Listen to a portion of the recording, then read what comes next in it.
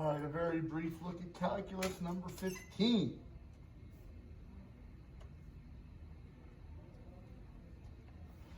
So I want to find f of negative 3. So basically it's asking us when the x value is negative 3, what's the y value? And that's going to be negative 1. When the x value is negative 2, what's the y value?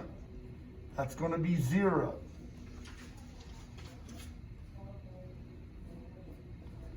When the x value is 2, that's a trick question. You have to go where the black dot is. So the y value would be negative 1. Now the limit is a little different than evaluating. So it wants me to find the limit as x approaches negative 3 from the right. So here's negative 3, and I'm approaching it from the right. What y value I get closer and closer to, it's going to be the same as the evaluation, negative 1. Now, as I approach 2, and notice there's no positive or negative up here in the exponent. That means I approach it from the right and left. So as I approach 2 from the left, I get closer and closer to 0. As I approach 2 from the right, I get closer and closer to 0. Notice the limit as x approaches 2 is not the same as f of 2. That's the definition of discontinuous. It has to do with the limit and the evaluation. Average rate of change from negative 3 to 5. Now most people don't mind doing average rate of change on the graph when you're just given an equation where it's a little tricky.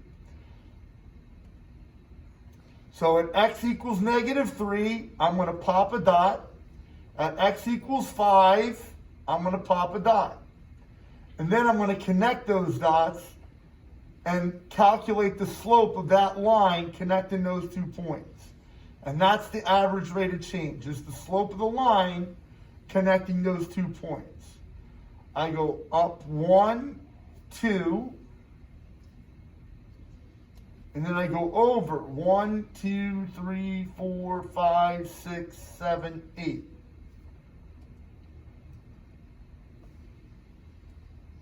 And that would simplify to 1/4. Average rate of change from negative 2 all the way over to 3. So when x equals negative 2 to when x equals 3, I'm going to connect the dots and then calculate the slope of that line connecting those 2 dots. I go down 2, I go right 1, 2, 3, 4, 5.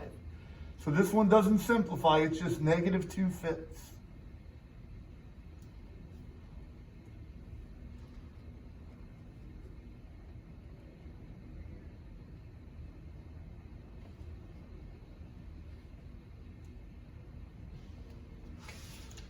Derivative at negative 2.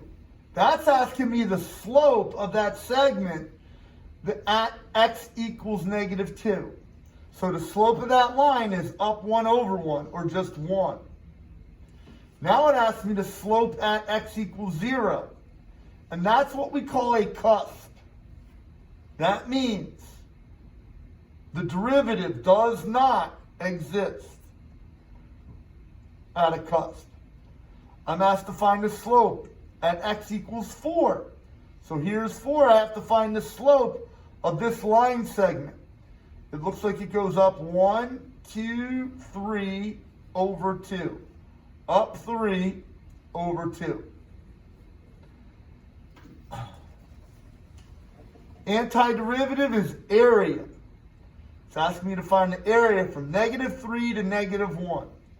So from negative 3 to negative 1. That's going to give me a little bit of area underneath the curve and a little bit of area above the curve. The area above the curve is positive. The area below the curve is negative. We can tell that they're the same areas, so they're going to cancel each one out.